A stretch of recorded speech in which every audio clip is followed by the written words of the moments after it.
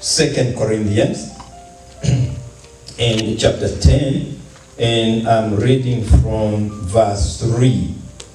For though we walk in the flesh, we do not war according to the flesh.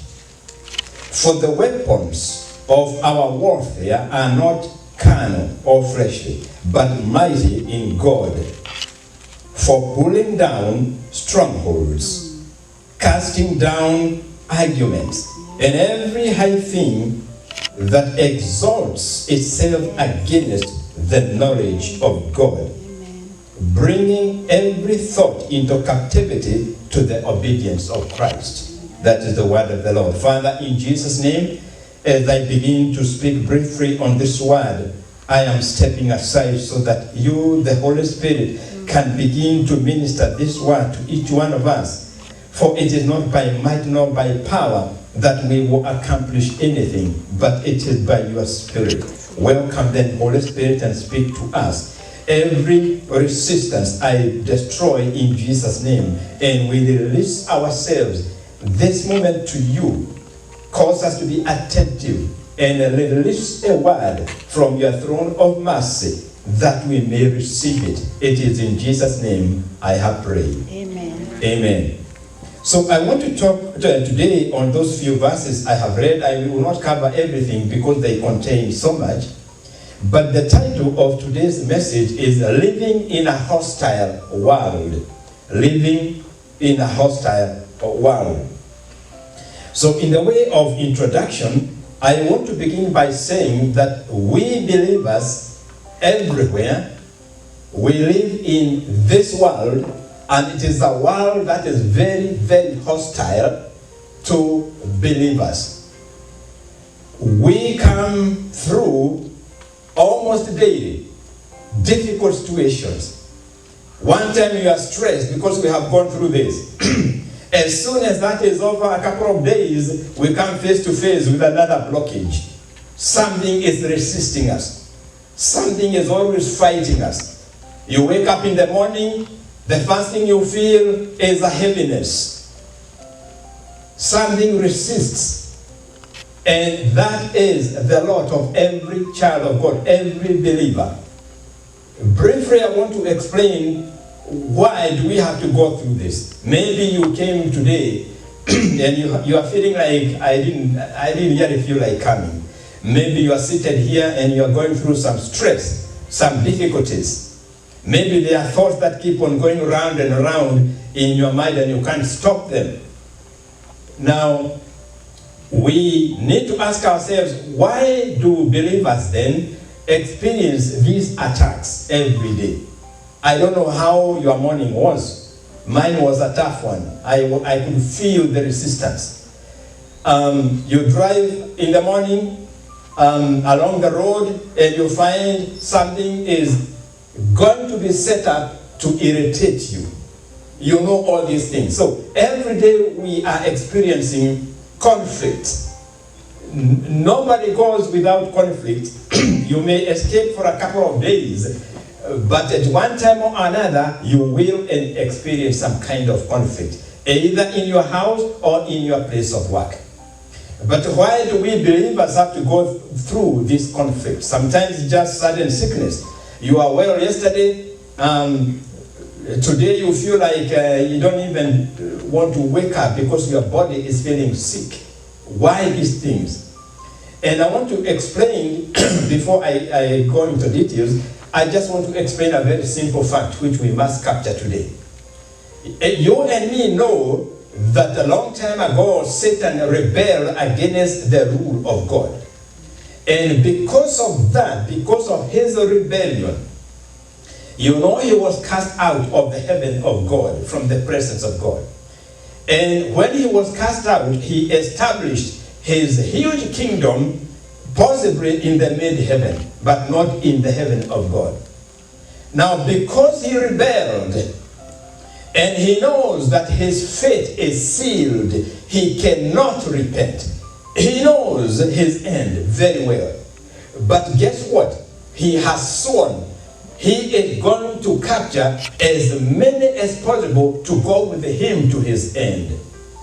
But basically, what is happening, in order for us to understand why this conflict, we have to understand that the enemy, Satan, is recruiting as many human beings as possible into his rebellion. He wants us to rebel against God. That is the fact. He does not want you and me to obey God. On the contrary, his main objective, his main work is to cause human beings to rebel. That is what is troubling this earth, a rebellion. Because he started it. He wants every human being to rebel, and he thinks by that he is going to hate God with that. Now, because of that, if you decide, I am not going to rebel against God, I am going to be obedient, and that's why you have become a believer. Hallelujah. Amen. That is why you have become a Christian. What you did was to turn your back to the devil and say, no, I will not operate in that spirit of rebellion against God. Yes, I may fail now and then, but I'm not going to be controlled by the spirit of rebellion against God. What do you expect? When you turn your back to the devil and say, no way, I am not going to receive that spirit of rebellion, I reject it, I turn to God. What do you expect then from the devil? He will mark you. He will say, okay, you have rejected my way, I am going to fight you. That is why you get fought. That is why he makes life miserable as possible. The reason is because you and me, we have refused to be controlled by the spirit of rebellion. So we have become marked people. You and me, we are marked. The devil will seek you out. He will seek me out. He will seek you out in sickness. He will seek you out by oppression. He will seek you out by bringing shame to you. Whatever he is able to get hold of and throw it against you, he will do it. Why? Because you have rejected his offer to rebel against God. Hallelujah. Amen. Know therefore the reason why we go through these turmoils, through these difficulties. What do you expect? Since we are children of God, it should all be well. No, it is not all well, because we have made a powerful enemy, Satan. Don't ever ask then, why this God? It is because you rejected his offer. Amen. Hallelujah. Amen. Today, I want us to look at how do we fight back? Because Satan is called the God of this earth. He reigns here on earth temporarily until the Lord Jesus Christ returns.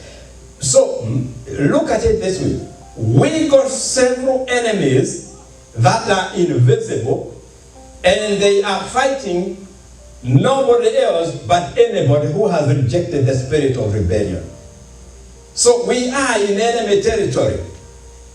And because we are in enemy territory, we need to ask ourselves, in this situation then, how do we live in it? How do you live in this hostile world? And the word hostile, look at it from the point of view of the fact that you and me, we are enemies of the devil because we have declared our faith in Jesus Christ. But in the meantime, so how do we make it? How do we live in this hostile atmosphere in this world? That is our lesson for today. Now, before we begin to understand how do we gain victory in an earth where almost everything is against us as believers, everything fights us. In our place of work, people come against us. People speak ill of us. If it is not in the place of work, there are spirits attacking us in our own houses. There is rebellion everywhere, and the rebellion is against people who declare they believe in the Lord Jesus. How do we begin then to live in that kind of atmosphere and be victorious? Hallelujah. Amen. The first thing we need to understand is this: that when you and me choose to become believers, you have enlisted yourself into the army of God Almighty. Amen. To enlist is to willingly say, I will do it. I want to be in your army. My son is a military guy. He will understand that better than anybody. So when you enlist, you are telling God, I am in. I want to join your army. Let me ask you a question. What is the sole purpose of a country's army? It is to fight the enemy.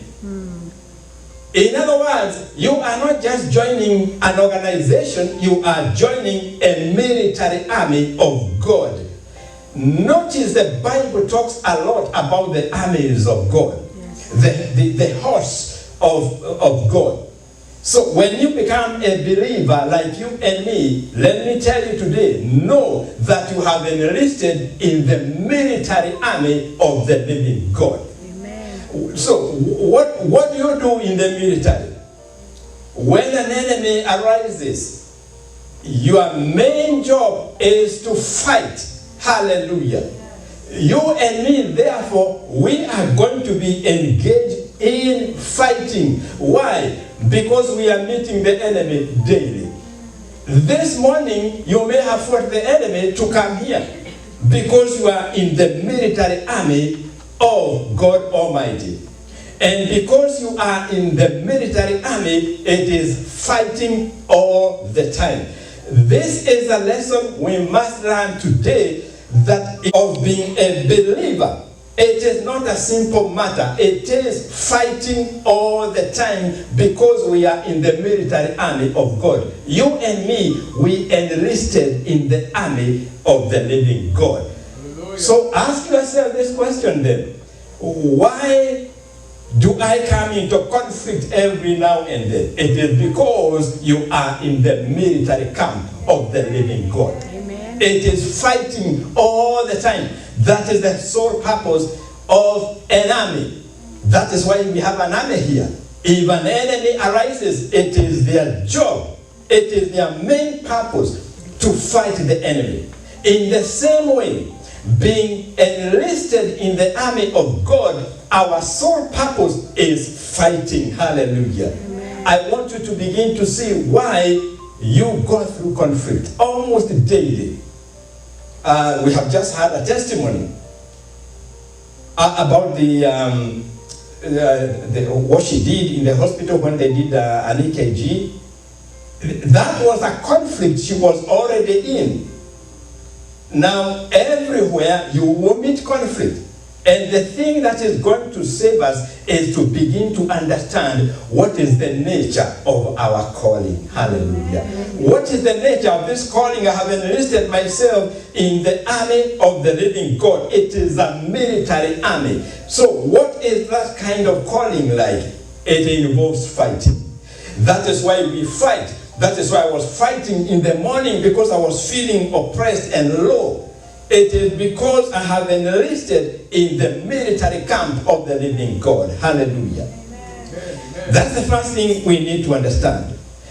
But another thing to understand, so that we see clearly we are in a military army of God, is to look at the words we have just read.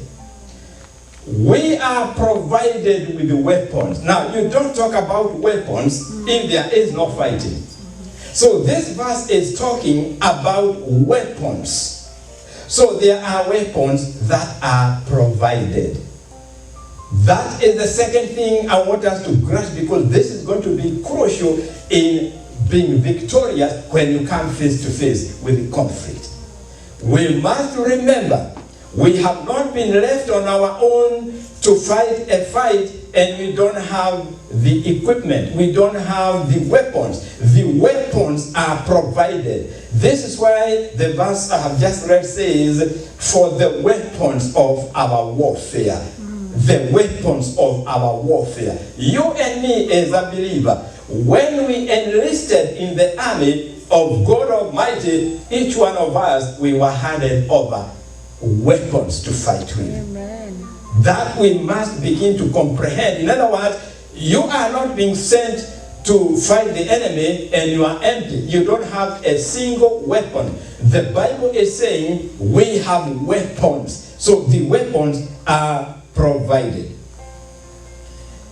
Now, if the weapons are provided, what are the weapons for? They are to engage in actual fighting. Now, imagine you are carrying weapons. Someone will surely ask you, why are you carrying these things? Supposing someone saw you with a gun, he would ask you, why are you carrying a gun? But there is a reason for the weapon you are carrying. So when the Bible says our weapons, it means we are equipped with weapons because sooner than we expect, we are going to come face to face with a conflict. We are going to be engaged in fighting. So we carry them with us. So remember, brethren, we have weapons. You are not fighting without weapons. There are weapons that are available. The third thing I want you to see, in order to begin to comprehend how can we manage in this hostile world, not only do we have these weapons, the Bible clearly tells us what is the target. Hallelujah. You know, the military commander, when they are going to strike somewhere, they have a target. They know exactly what they want to strike. And in the Bible, in the army of God, it is exactly the same thing. We have a target. Hallelujah. You and me, as an enlisted soldier in the army of God, there is a target. We are not fighting aimlessly. And the target is explained here. It says our target is to pull down strongholds. Hallelujah. That is your target. That is my target. It is to pull down strongholds. Now, to pull down strongholds, you and me, you have to go where the strongholds are. You don't wait. You go where the strongholds are. And you bring them down by fighting with the weapons that you have been given.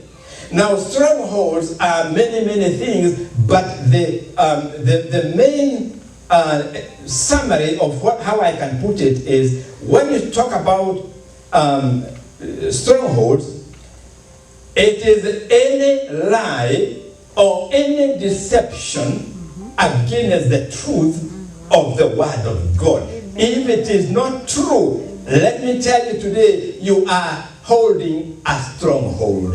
What does that mean? It means, for example, if you have a wrong belief that you are not important in the eyes of God, that is a stronghold. Because you have already believed a lie. It is the lie of the enemy to show you that you are not important. Because he will start by telling you, don't you see you are not very popular? Don't you see even in your place of work nobody seems to like you? Don't you see you don't have many friends? How do you expect God then to love you? It is a lie. And that, if you hold on to it, it is a stronghold. Hallelujah. It is so strong that you begin to be depressed and you do not live a life that is filled with the joy of the Lord. Because every time you have this inferiority complex, you always feel inferior. Wherever you go, you cannot stand straight. You are always feeling small. You are always feeling as if you belong into the back there. No way. The Lord says, I'll make you a head and not a tail. Amen. I will cause you to have favor. So why do you take the lie of the enemy and believe it and say, oh yes, that is true, because people don't like me, I also feel very inferior. Now, that kind of thing is what we call a stronghold. There are people who today preach that there are many ways to God the Father. Now, that is the deep lie. It is deception of the highest caliber. There are no two ways to God. There is only one way to God. Jesus said, I am the, oh hallelujah. Jesus said, I am the way. He did not say, I am one of the ways. He said, I am the way. Now, preach and tell people there are many ways to God. That is the deep-seated deception of the enemy. It is a stronghold. And if you go to talk to these people, it will take you years to convince them that Jesus is the only way unless you have the Spirit of God. Because that kind of stronghold, it requires the weapons we have been given. Yes. You cannot just argue. You can't argue with these people. But if you have the weapons we are talking about, you will bring down that stronghold. Many people, particularly ladies, when they reach a certain age, they are not yet married, they come to believe a lie of the enemy that they'll never get a partner. They look at the years and they say, oh yes, I think I'm growing old. There's no chance. That is a lie of the enemy. What is the will of God? What does God want to do concerning a partner for you? You can see there are so many strongholds. When you think about it, these strongholds are actually here in our minds. This is what you hear people talking about, the battle in the mind. And when you read those verses, all of them, demolishing or bringing down strongholds, and also dealing with imaginations and every high thing that exalts itself against the knowledge of God, and bringing thoughts into captivity to the obedience of Christ, you can see we are talking about the mind. What do you think?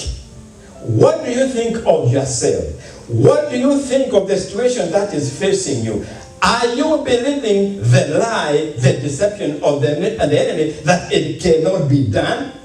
Now, that is something that needs to be brought down. It's a stronghold. When you receive a lie, you believe it, and you act as if it is true. That is the stronghold.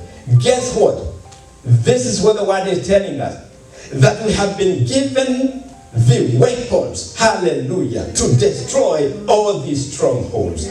Sometimes you may look at your kids and you think they will not amount to much, but that is a deception of the enemy. That is a lie.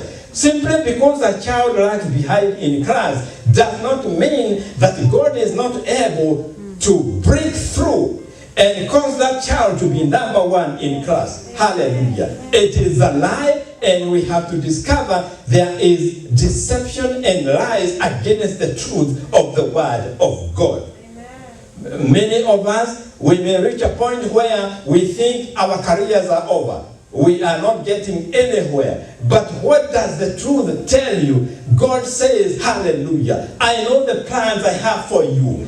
And they are good plans to bring you to a good future, to give you a good future and a hope. And here we are. We reach a certain age and we say we are finished. Oh no, that is the lie. That is the devil's deception. I do recall one minister, he had ministered for a long, long time, and he thought it's time to retire. And he retired. And then one morning, he was seated outside, and he was in a swing chair, and he was drinking some juice, and suddenly a voice broke through and asked him, so and so, what are you doing? What are you doing? And he said, well, Lord, I'm relaxing. And he was told there is no relaxing. So these are the deceptions we are talking about. Imagination is something that bothers us because we imagine things and they are not true. And we come to believe our imaginations. Now the Bible says every kind of imagination and everything that exalts itself against the knowledge of God, we can destroy it. Amen. By the weapons of our warfare. The last bit of that verse, in addition to imagination, it talks about thoughts. Now, you know, we are subject to going astray, even in the midst of a sermon. You know that. Our thoughts are kind of divided. We are listening, but there's some other part of our brain that is being stolen, and instead of concentrating, we are thinking about something else.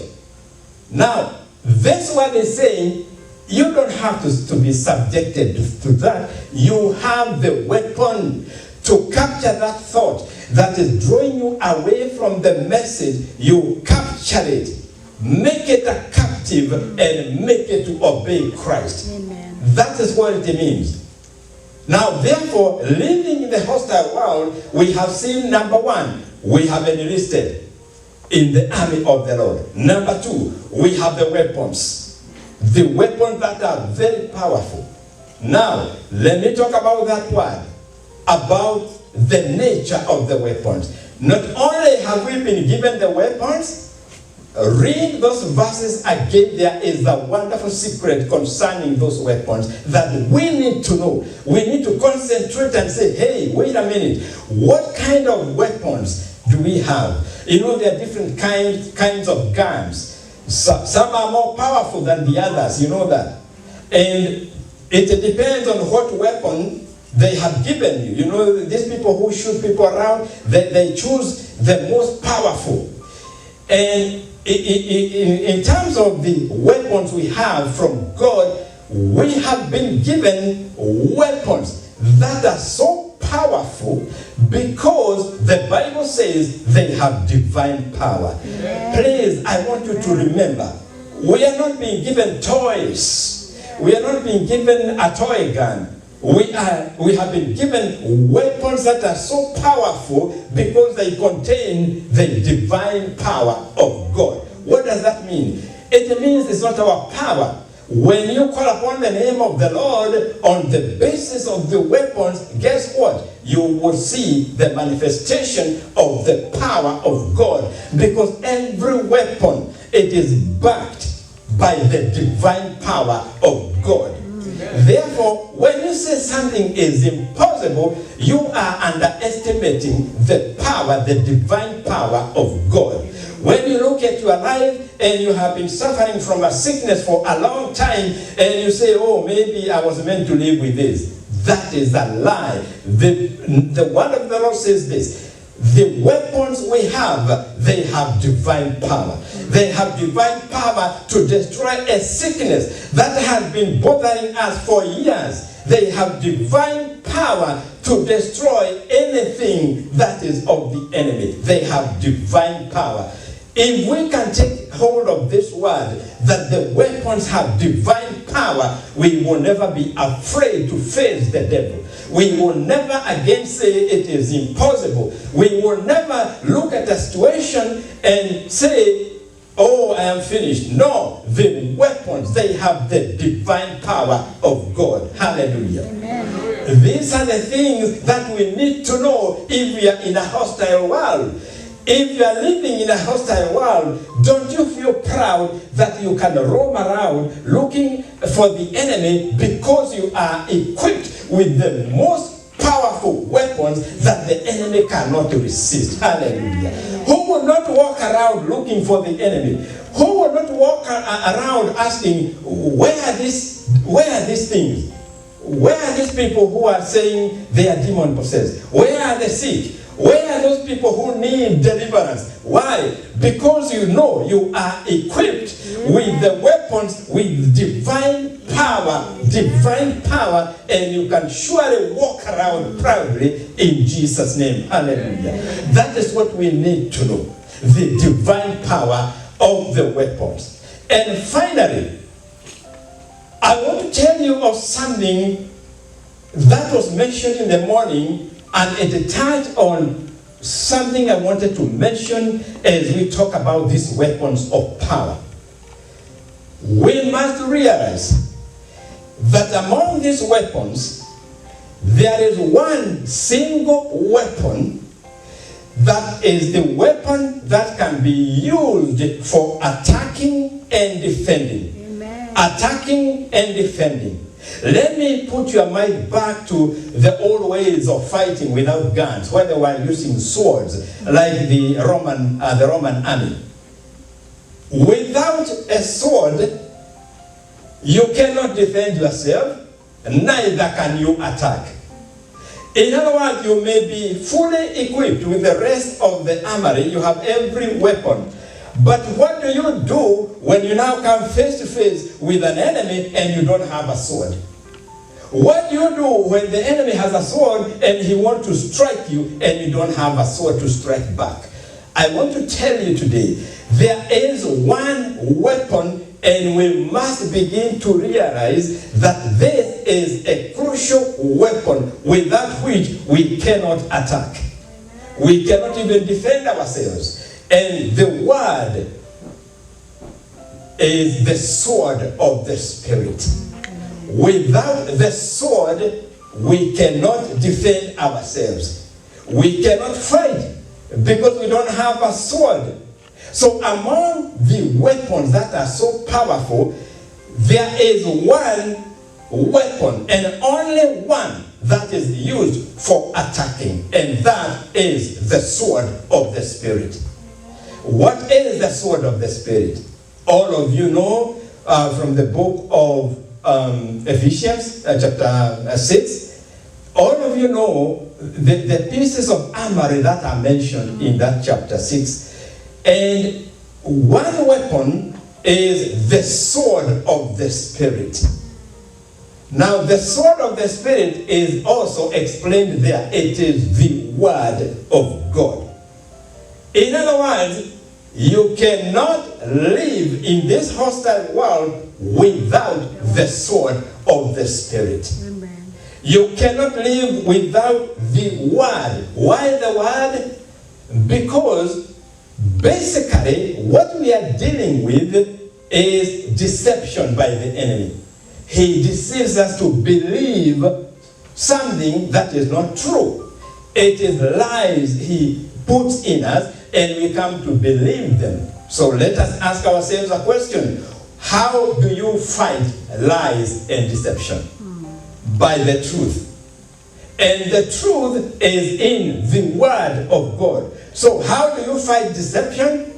It is by the word of God, because the word of God is the truth. And the word of God is the sword of the Spirit. When you remember about Jesus, when he was tempted, remember he used the sword. When the devil tempted him with one thing, he said, "It is written." And he quoted. So without the word, you cannot counteract the deception, because the word reveals the deception. Hallelujah. Amen.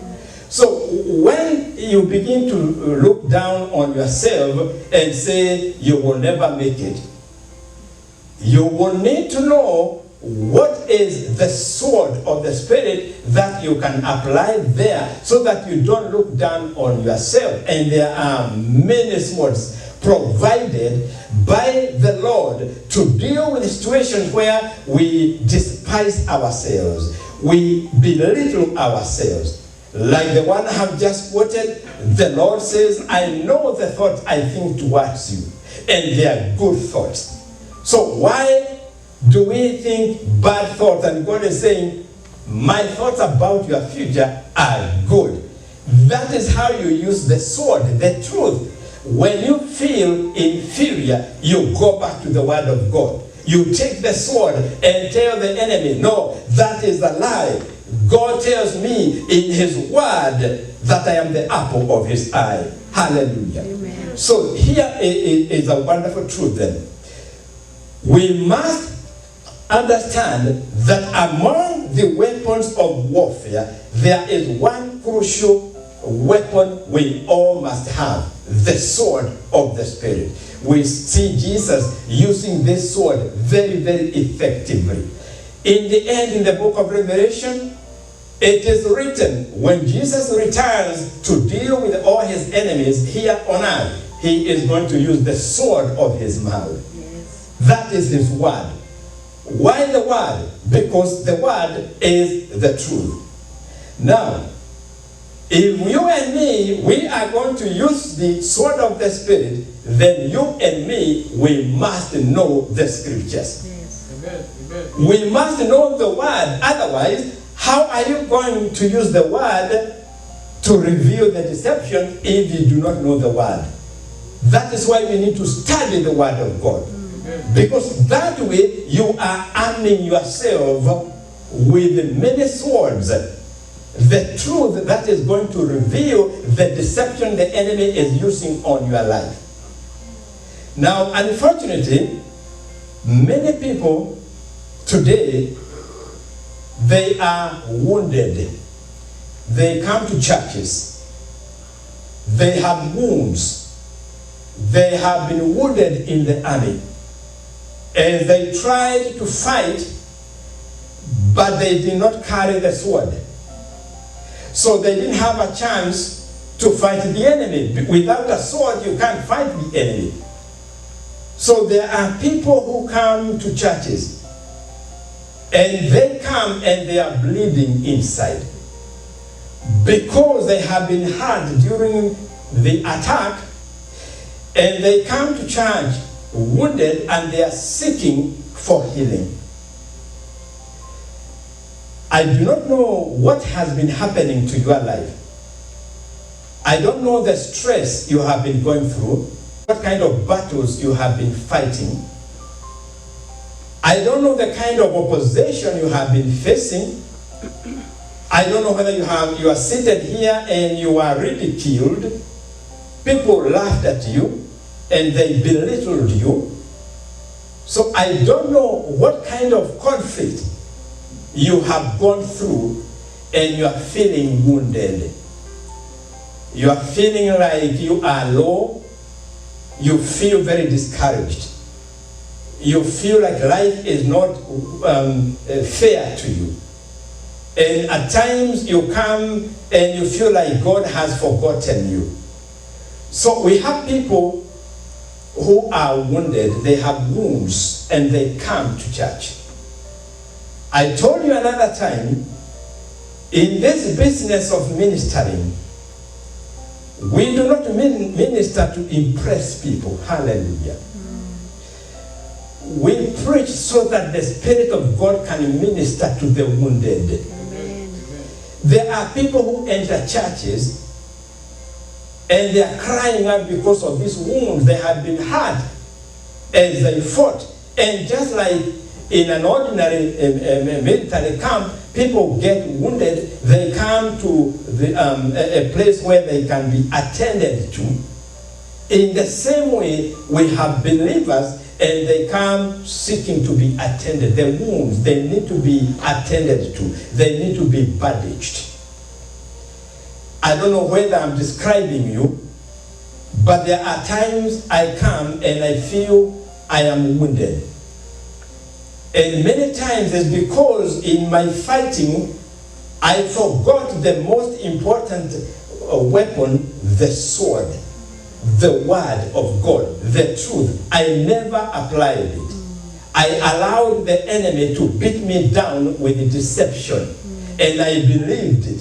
So when I come to church, I come feeling low and dejected, discouraged. I never learned how to use the sword, the truth. And that is a problem many believers have.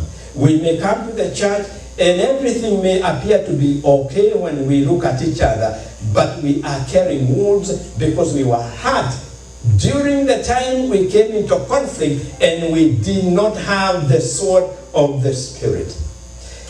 As I close, I want to tell you today that, hallelujah, if you came feeling like that, you're kind of feeling deflated inside.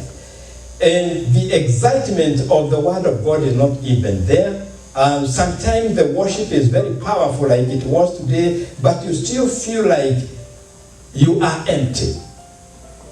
I want to give you good news. That the reason why the Lord has brought you here is so that He can heal those wounds. Amen. And He has already given you the truth. Amen. That next time you go into battle, remember to carry your sword. Amen. Remember then to study the Word so that you know the truth. So that you don't get hurt when you begin fighting, when you enter into conflict. But because God is so merciful, He says, I know you are wounded. And I'm not throwing you away. You have come into my sanctuary. Hallelujah. And I want to heal you. I want to pour oil on the wound that was inflicted on you. I want to take care of that emptiness you are experiencing. I want to heal that dejection you are feeling, that kind of hopelessness you are feeling. And today, if you are here and you came feeling like that, I want to give you the word of the Lord that is going to heal you. In the book of Psalms 107, Psalm 107 and verse 20, the word of the Lord says, and God sent his word and healed them. God sent his word and healed them. Let me put it another way. God sent the truth of his word to heal them. Today we are talking about the truth. So today we know the truth is the thing that is going to heal us. So the Lord is saying, you have come today, I desire to heal you. And he is saying, I have sent my word to heal you, because he knows I have been wounded, you have been wounded in one way or another. If you are in that category, I would like us to bow our heads and then we just ask the Lord for the healing. We just ask the Lord to do his work in our hearts, because he knows us and he knows where we are wounded. He knows how we are feeling, but he says, I have sent my word to heal you.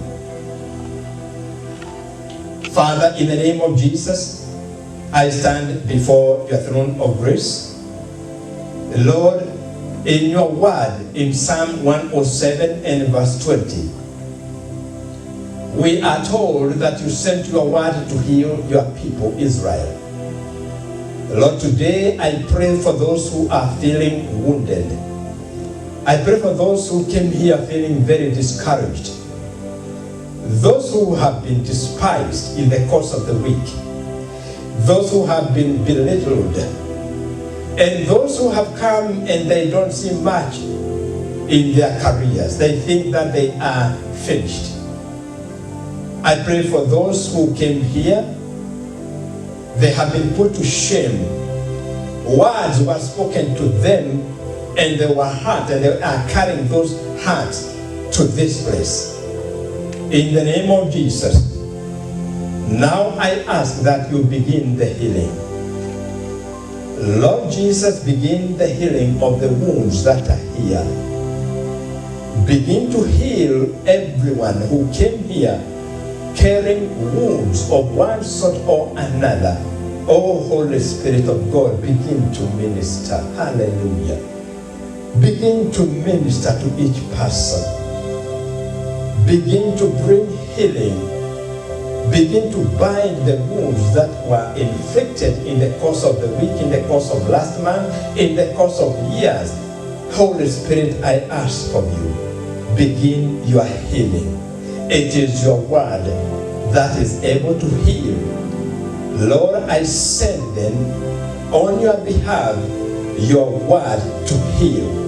And I declare that the wounds are healed in Jesus' name.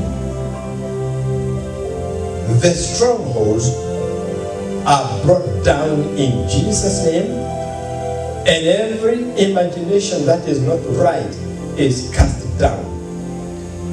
Every thought that is not right, I bring it into captivity to the obedience of Christ today. And from this hour, let your people begin to experience a release as they leave this place. Let them go with the newness, with the vigor of the Spirit of God, with a certainty that they are able to fight, because now they know the truth of your word, O Lord. As we leave this place, Father, I commit them into your care. Throughout this week, I ask that you may guide their feet, that, Lord, your favor will rest upon them, that you will open doors for them that they never anticipated. That, Lord, when they call upon your name this week, you will hear from heaven and you will answer them. Good Shepherd, I pray for protection, that wherever your people go from here, they will be sheltered from every kind of sickness, together with their families and those who are not here. Lord, I am releasing your people then into your hands from this hour. Go with them. And I thank you for hearing me. It is in Jesus' name I have prayed, and everybody said, Amen. Amen. And now may the grace of our Lord Jesus Christ and the love of God and the fellowship of the Holy Spirit be with us now and forevermore. Amen. And surely goodness and mercy shall follow me all the days of my life, and I shall dwell in the house of the Lord forever and ever. Amen. Amen.